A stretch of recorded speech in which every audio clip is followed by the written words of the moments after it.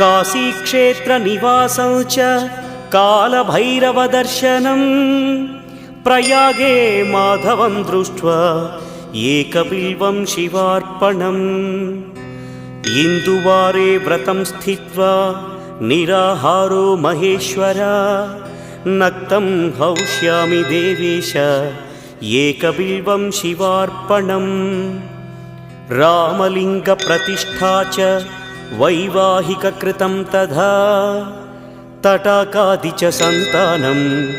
एकबिल्वं शिवार्पणम् अखण्डबिल्वपत्रं च